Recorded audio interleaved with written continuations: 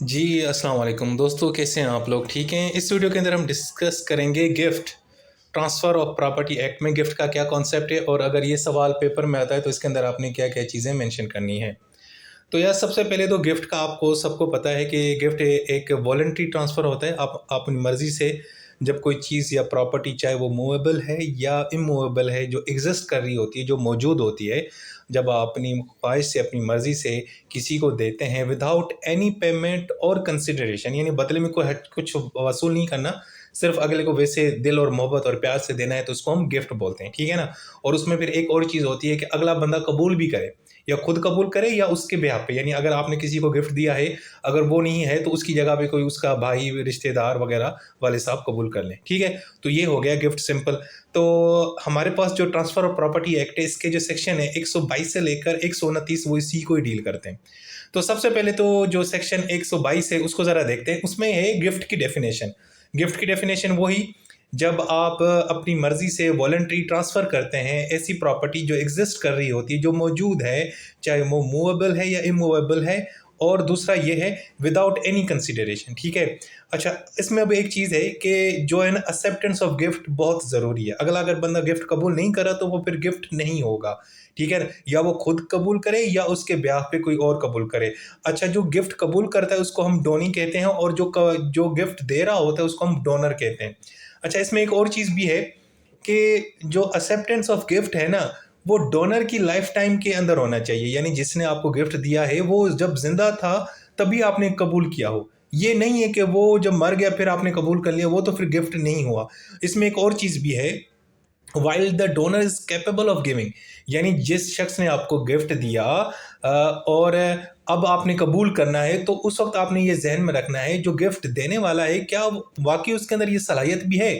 ये तो नहीं है कि वो बेहोश पड़ा हुआ है, ये तो नहीं है वो 10 सालों से कोमा में है, ठीक है? और आप जनाब उसका गिफ्ट वसूल कर रहे हैं, जो उसने 20 साल पहले आपको कहा था कि मैं तुम्हें गिफ्ट दूँगा, तब आपने एक्सेप्ट नहीं किया, लेकिन अब बेचारा वो कोमा में है, तुम गिफ्ट कबूल कर रहे हो, ऐसा नहीं होगा। या वो शख्स जो मेंटली कॉम्पिटेंट नहीं है, पागल या चरिया हो चुका है या अदालत ने उसको लीगली अनफिट डिक्लेयर किया है, मतलब वो जो गिफ्ट दे रहा है और आप एक्सेप्ट करें वो कबूल नहीं होगा, ठीक है ना? तो ये चीज़ें ज़हन में रखनी है।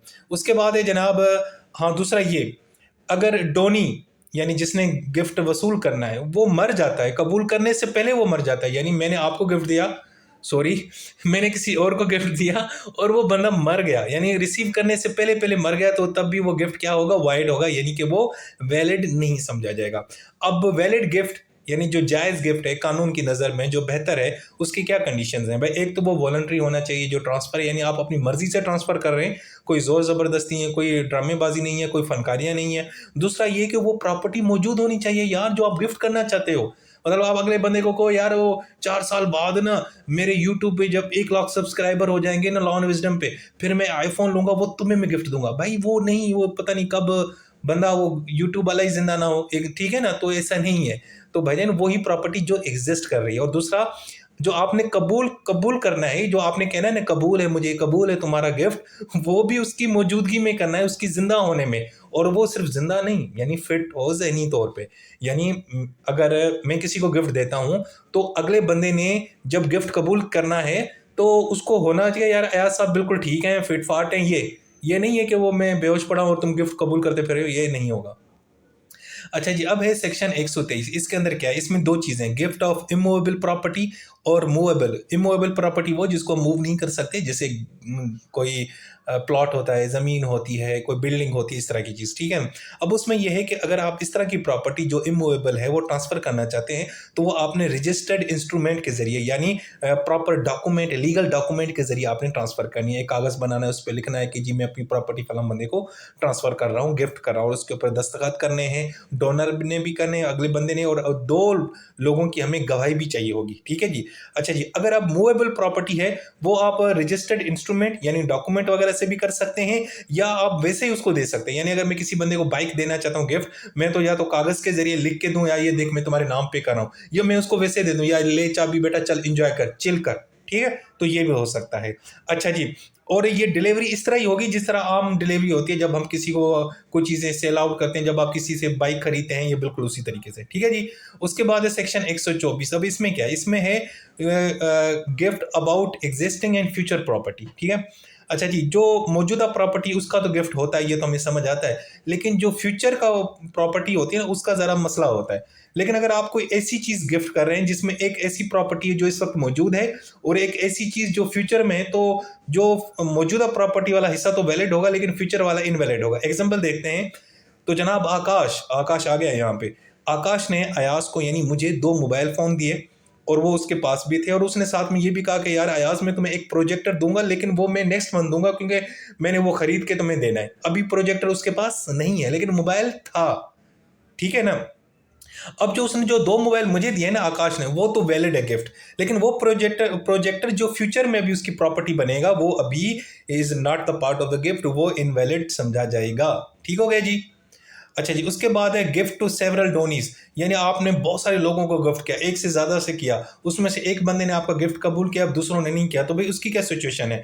तो उन्होंने कहा जिन लोगों ने जो है ना वो कबूल किया है उनका तो गिफ्ट हो गया वैलिड, जिन्होंने नहीं किया वो इनवैलिड हो जाएगा। मिसाल के तौर पर आकाश ने क्या किया, एक प्रोजेक्टर 2 मोबाइल फोन्स अयाज और सिंधिया को दिए। अयाज ने गिफ्ट कबूल कर लिया लेकिन सिंधिया ने मना कर दिया। अब वो जो पोर्शन गिफ्ट का जो सिंधिया को गया था वो तो वाइड हो गया, यानी कि वो कंसीडर नहीं है, क्योंकि मैंने आपको बताया the acceptance of the Downey is the important thing in a gift. ठीक है। जबकि आकाश अयाज ने जो गिफ्ट रखा वो तो वैलिड है, एक्सेप्टेड है। ठीक है। ये हो गया सेक्शन 125। उसके बाद है 126। अब इसमें क्या है, इसमें इन्होंने कहा है कि गिफ्ट जो है ना वो सस्पेंड या रिवोक भी हो सकता है, यानी कैंसिल भी हम कर सकते हैं।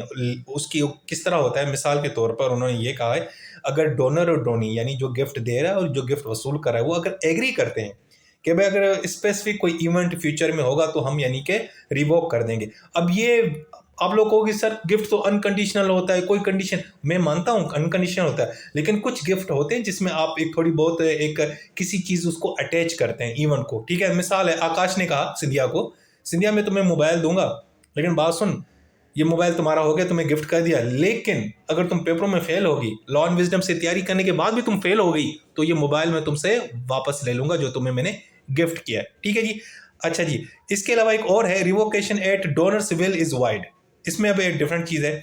अगर दोनों जो पार्टीज हैं वो एग्री करते हैं कि डोनर जो है ना गिफ्ट देने वाला वो किसी भी टाइम पे अपनी मर्जी से गिफ्ट को रिवोक कर सकता है, तो वो चीज़ गलत है, वो नाजायज़ है, वो वाइड है। मिसाल है आकाश ने आयास को कहा यार बात सुन, ये जो तुम्हें मैंने 2 मोबाइल गिफ्ट किए हैं ना, ये जब मेरा दिल करेगा मैं तुमसे वापस ले लूंगा, तो भाईजान ये वाइड है, ये इनवैलिड है। ठीक है। ये वैलिड चीज़ नहीं है भाई, ये नहीं, अयाज ही के पास रहेंगे भाई, ये क्या फनकारी है, ये गिफ्ट में ऐसे नहीं होता, अपनी मर्जी से कोई चीज़ नहीं होती, जब दिल चाहे वापस ले लिया ना, एक दफ़ा दिल दे दिया तो दे दिया, सॉरी एक दफ़ा गिफ्ट दे दिया तो दे दिया।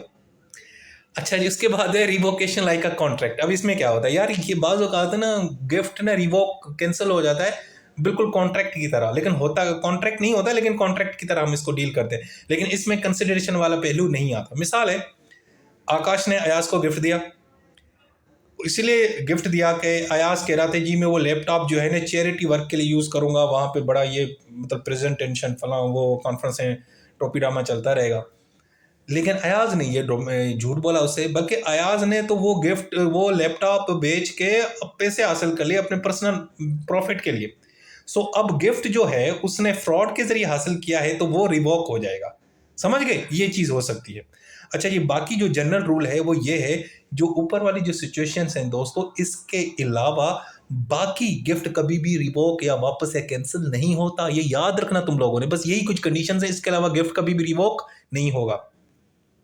अच्छा जी, उसके बाद सेक्शन 127, उसमें है ऑनरस गिफ्ट। अब ये क्या चीज़ भला है भाईजान, ये बड़ा इंटरेस्टिंग है यार। बाज़ औक़ात क्या होता है, आपका जो गिफ्ट होता है उसमें 3-4 डिफरेंट आइटम्स होते हैं, तो कुछ आइटम्स के साथ आप ऑब्लिगेशन जिम्मेदारी लगा देते हो, किसके साथ नहीं लगा सकते और नहीं लगाते। अब वो कैसे है, अब उसमें यह है कि आपने अगर गिफ्ट कबूल करना है तो पूरा करना है, ये नहीं है कि उसमें एक चीज़ रख लो बाकी ना रखो, जो जिसके साथ ऑब्लिगेशन है, जिसके साथ जिम्मेदारी है।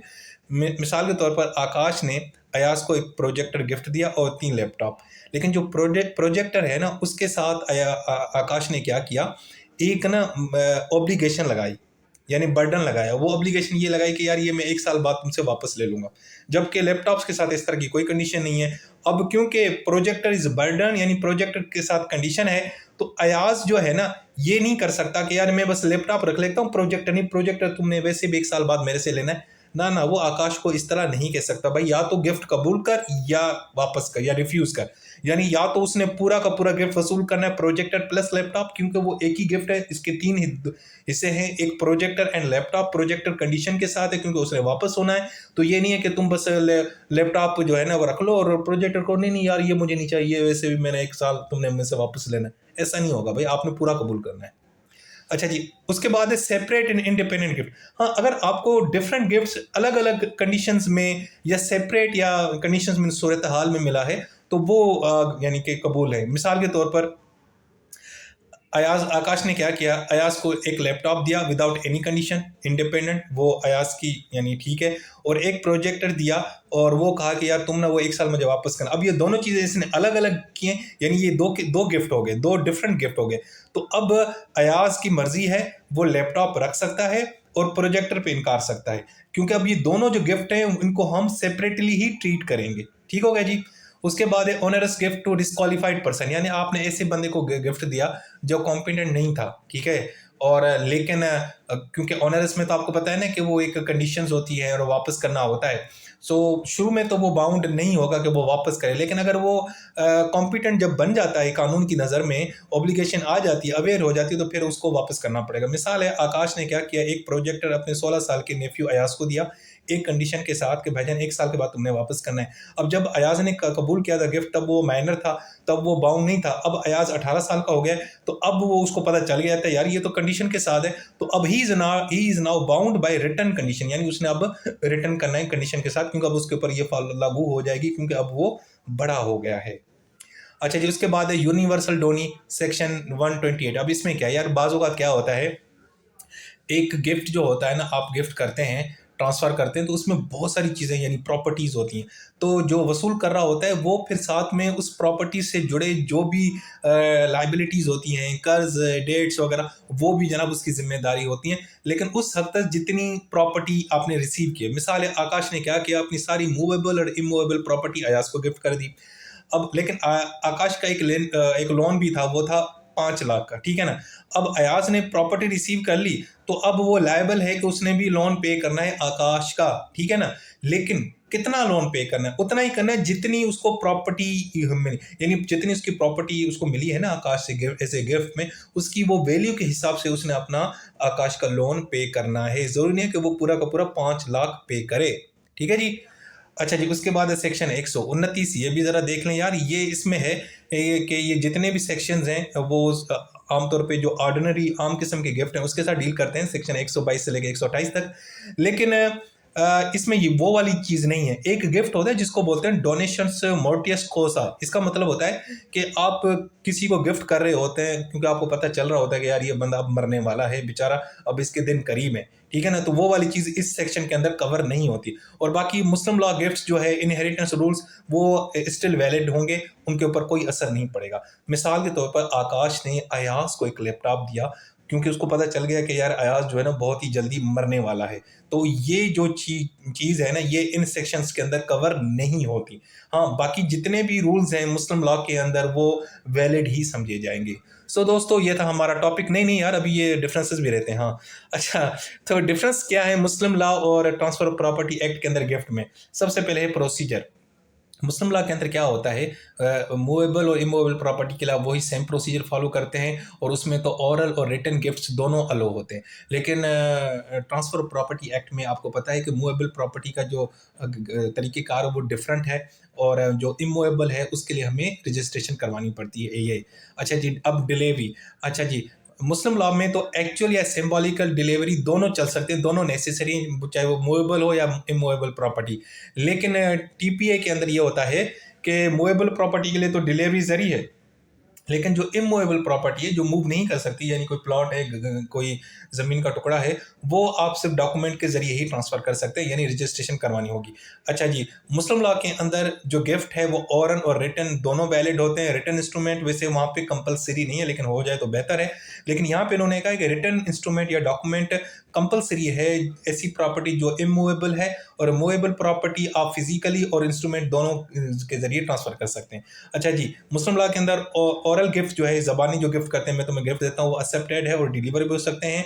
लेकिन टीपीए के अंदर जो इमूवेबल प्रॉपर्टी का, अगर आप कोई कहता है ना जी फलां प्लाट में तुम यानी कि तुम्हें मैं गिफ्ट कर देता हूँ, वो अलो नहीं है, ठीक है। हाँ, सिर्फ movable property can deliver orally and physically, यानी अगर आप कहते हैं यार ये आज बाई तुम्हारी है, तो वो गिफ्ट भी हो गई और आप फिजिकली उसको डिलीवर भी कर सकते हैं।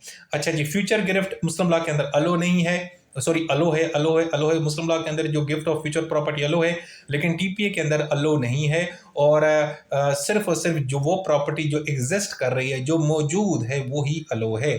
सो दोस्तों, ये वीडियो भी आप लोगों के लिए भी जनाब तैयार हो गई।